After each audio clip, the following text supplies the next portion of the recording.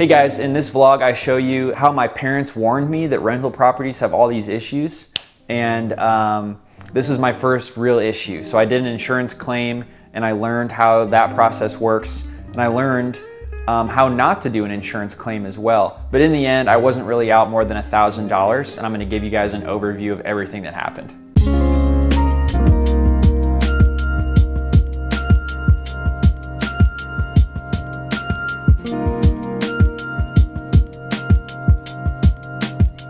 All right, so we're on my way to meet a contractor to assess some water damage that we had on one of my rental properties.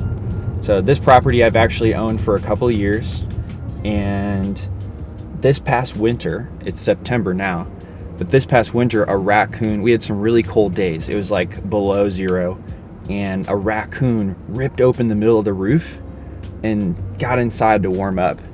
And I couldn't believe it. It wasn't like there was a hole already there, nothing. No, he just ripped a hole straight in the middle of the roof because it was so cold. And so, you know, obviously that's a problem, having an animal living in your roof. We ended up doing an insurance claim, and it is just now getting fixed about 9 months later. The first part of the claim was actually the roof. So the roof did get finished about a month and a half ago, and the insurance gave us an $8,000 check to replace the roof. And then once that work's complete, they'll actually give us a second check, which is about $4,000 to $5,000. I've actually got it in this envelope here. And so that's supposed to cover the roof and the general contractor work to do the water damage. So that's what we're going to look at today. Yeah, so I found out about the raccoon because the tenant actually called me and they said they heard some scuffling in the attic, you know, above where they sleep. And so that's when I had somebody come out and check on it, and it was discovered at that point that there was a hole in the roof and that there were some raccoons living in there. So actually catching the raccoon was really interesting because you don't know how many raccoons are in there.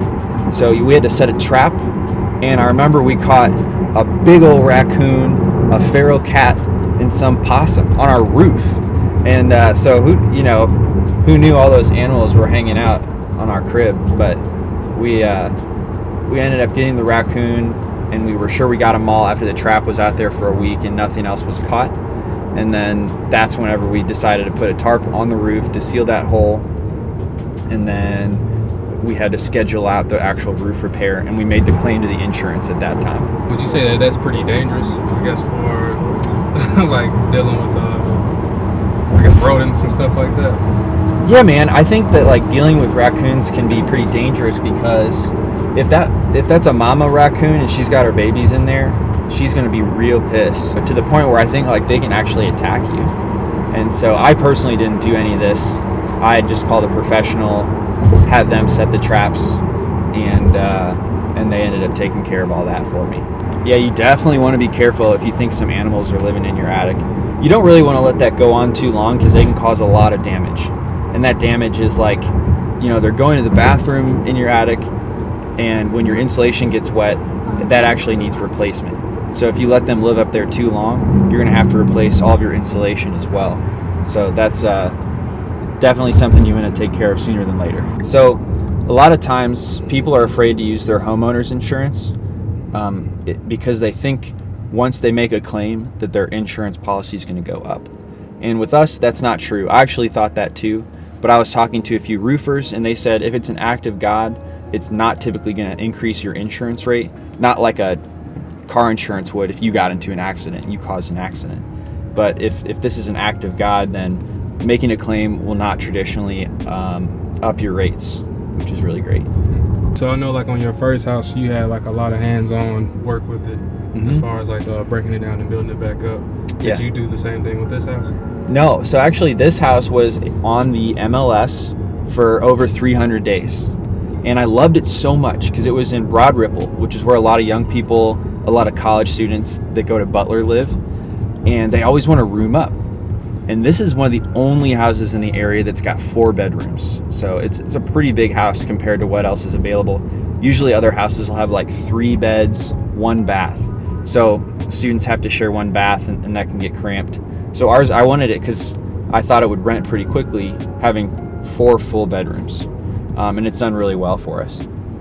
But I actually didn't do any construction work to this house. The listing was 300 days old. I saw it and I called the guy immediately, and he said, yeah, it actually fell through 2 separate times, and the buyer's financing didn't come through. And he actually had it a third offer that he was about to accept. And I was like, wait, like, I really want this house. Let me come and make an offer for you. So I made an offer before he accepted the other one.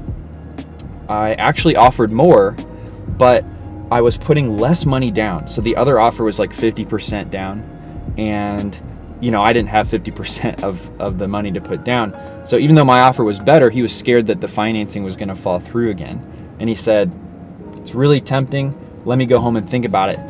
And then he called me back and he said he picked me because he saw some videos, I guess, of me on YouTube. And I think the one he saw was like in college talking about the importance of leadership training. It was like a fraternity video I made. But he said his wife wanted to pick me because she wanted to, she just liked what I was about, and she liked that I was getting started in real estate. So you never know, like, when a random video or whatever you got going on the internet will actually come through for you this way, in definitely a positive way. I can hear that you actually you kind of fought for this house in a way. What's something, I guess, that you other than, I guess, the size of the rooms, that you really liked about the property? That was really it. All of my properties, I want to see like some unique draw to it, and with this one it was all about the size of the house in a location where I knew people want multiple rooms. You know what I'm saying? I took a chance on it being it's actually on this busy road that we're on, so it's a 4-lane road, but that actually hasn't been an issue renting it out. And so when this guy sold it to me, he said he's typically rented it for $1,000 a month. And so just starting out, I rented it to the first tenant for like $1,100, and right now it's rented for $1,250. And so once these guys move out at the end of this month, I think I'm going to try renting it for $1,450 and see how that goes. It's crazy how much more you can get for your rentals sometimes. And it's because the right person just has to come along for it. So most people might look at that listing and be like, oh man, that's a few $100s higher than what I could get, around here. But if you find 4 students that want to live real close to Broad Ripple, or if you find somebody who works a mile away, it's worth it to them to pay a little bit more in order to get exactly what they want, where they want. It's right here with this red truck, actually, so I'm going to pull in the next street.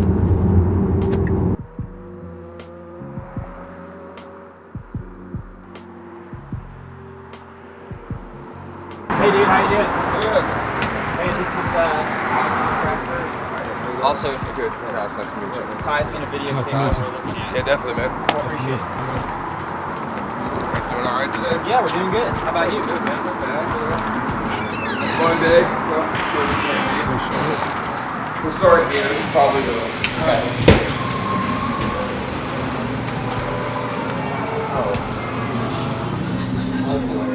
Yeah, it's multiple spots. The raccoon came in the middle of it, so the threshold, where I'll show you the other spots, not in this room. So this is one of the spots where and it's kind of up there, is where the water's kind of been leaking on the ceilings as well. I'll let you take a look. So I don't know if you want to actually cut it open to see Yeah.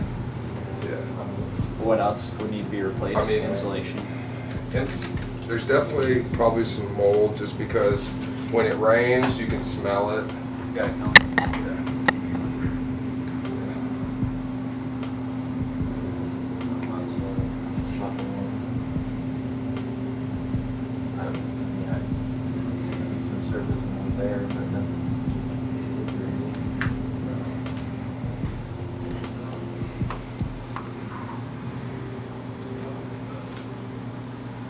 It doesn't still get wet when it rains, right? It doesn't. But this isn't the spot I'm not worried about. Okay.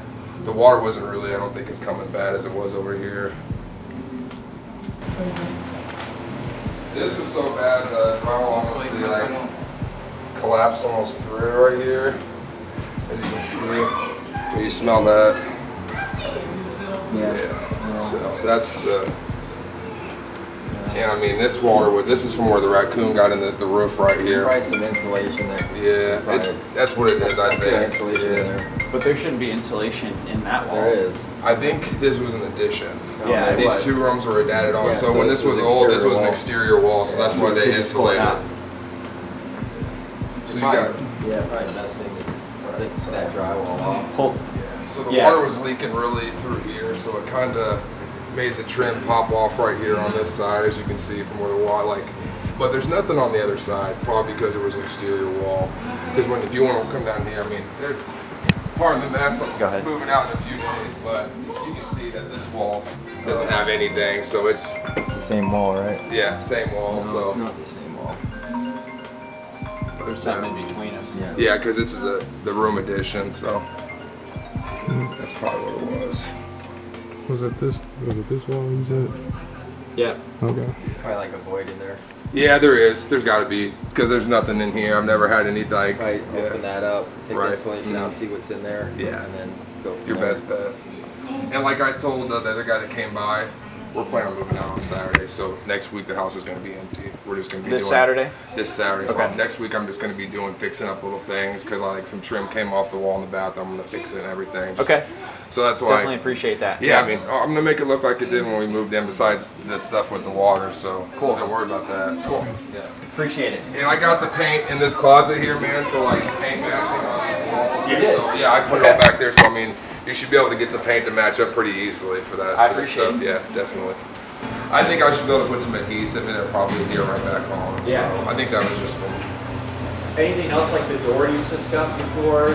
No, I mean that door does not but it locks. You just have to pull it to get it to lock. Can you show me? Yeah, I mean.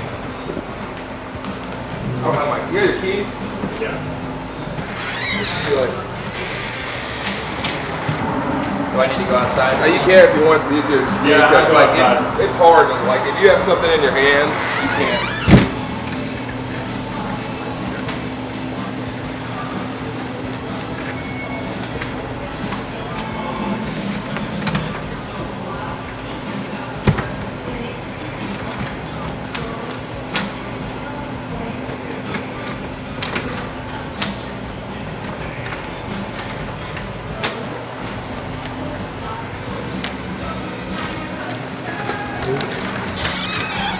So it can be just kind of tough to open, but it still works. Okay. You know, it's functional. So I mean, if you're it's been like that since we moved in. So Sure. no, All right. I can't really. It's right there. Other things I'm gonna. It's not really too much. That's Cucho over here.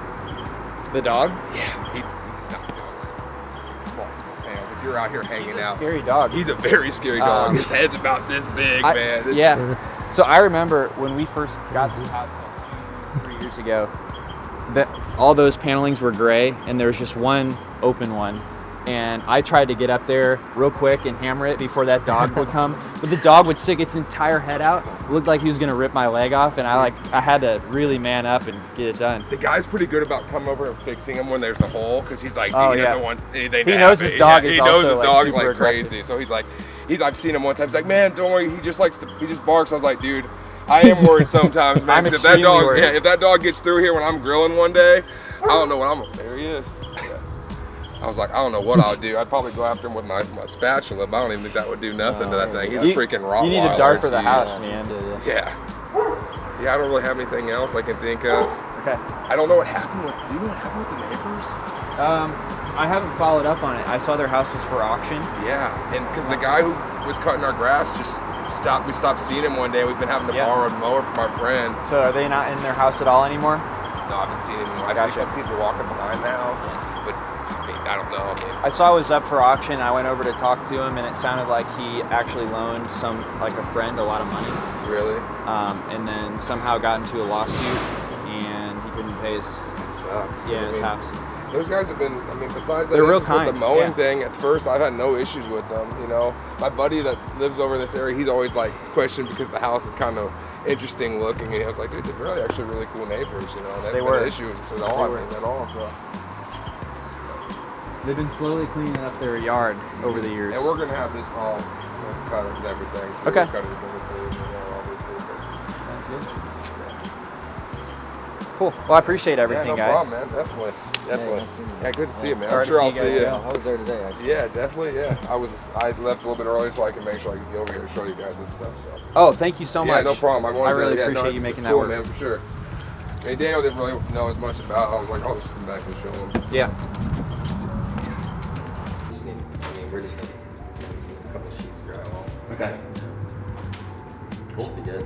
Yeah, so, Appreciate it. yeah, definitely, man. Thank you very much, guys. Sorry to see you Yeah, go. yeah, no, definitely, man. It was good, man. And if you need to get in here before that, man, just come on in, and like, cause we'll have our stuff cleaned up and Okay. stuff, so we'll be able to get in and work on it, so it won't be an issue. Yeah. Really appreciate it. Yeah, no problem, man. Thanks Thanks, again. Dave. Yeah. Okay, so those tenants are moving out. They're being kind and letting us get in there and fix the water damage. So that way we don't really have any vacancy time and the house can be ready to rent right after they get out. And so typically I'll get 2 or 3 estimates for a job. And typically the way I do that, if it's a big project, is write it all down on a piece of paper and explain every little detail that we want done and let the contractor give their price. Now, this being a smaller project, it's kind of a bit overkill for that. This is the second guy I had come out and look at it. And I'm probably going to go with this guy just because he knows I'll do bigger projects with him. So he's not going to surprise me with any huge charges, I would hope. Otherwise, I probably wouldn't use him again. But we've worked together in the past, so we've got a relationship going. And he's always been a really fair person to work with. So I'll probably go with Adam for that reason. Between tenants, you do have to do a little bit of cleanup usually. So some things we like to do is shampoo the carpets, make sure that the house is in perfect condition. My tenants are actually responsible for maintaining the grass, so that actually includes pulling weeds in the garden, and they actually mess up some of the mini blinds. So they've got to replace those in order to get their security deposit back.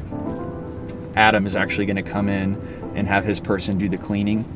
He typically works on bigger projects, so I'm just going to let him do the water repair and then just actually do the cleaning in between tenants too, because this is pretty small compared to what he usually works on. Was it as bad as I guess that you thought it would be? It's actually a little bit worse than I thought it would be. I had seen some photos on my phone, and that's when I was like, oh man, this is worse than I thought it was, but I think it's going to be all right. I don't think it's going to be too expensive. I was telling Adam, I effed up on the insurance claim process. I should have actually made money, but instead I started the process working with a roofer who specializes in insurance claims. So he was like, I'll make the process really easy dealing with the insurance company, but you need to sign this paper at the beginning to make sure that you end up using us for the roof.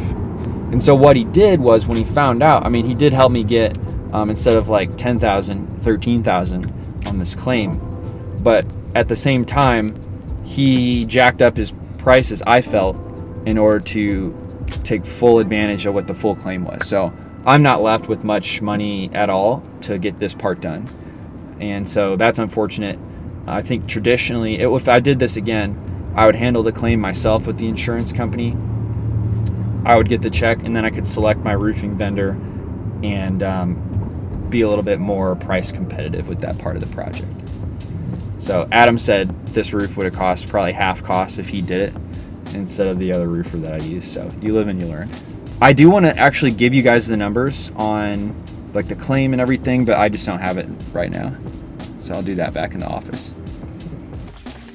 All right, so I actually looked at what the insurance claim came out to be, and originally it was supposed to be $8,000, and then they did a little bit more work, and I got an initial check from the insurance company for $8,000. So it actually paid for all the roof, and then the roofer actually kind of helped me and represented me to get more money. Except for when he got $4,000 more, which I got the check, he bumped his bid up $4,100 more and basically took all the money and didn't leave me anything to do the actual like drywall repair. Luckily, those are about $1,000 because I've got a really good construction partner. But I would never ever sign an agreement with a service provider to handle my insurance claim, because obviously like I could have gotten a roof a lot cheaper than like $13,000. So I didn't really feel like I was treated fairly, but once I signed that agreement, you know, I didn't really have a lot I could do. So learning experience. Hopefully you guys, if you have an insurance claim, definitely like go do that yourself and work with the insurance company yourself, and don't sign an exclusive agreement with a service provider or a roofer to handle that for you. All right, so this is the $4,000 check. And one thing I learned was the first check was $8,200, and I actually had to send that out to the mortgage company. But this one, I don't have to get my mortgage company to endorse it. And apparently, when you do an insurance claim, if the check is over a certain amount, they make your mortgage company sign off on it. But if it's a smaller amount like this, you don't need them to sign off on it. So it just has me and my partner's name on it. So I'm just gonna deposit this. It's a big pain to send it to your mortgage company because you have to call them, let them know it's coming, send a bunch of paperwork, actually send this check to them, and then they sign it and then they mail it back to you before you can endorse it and then like cash it. So it takes like 2 weeks or more.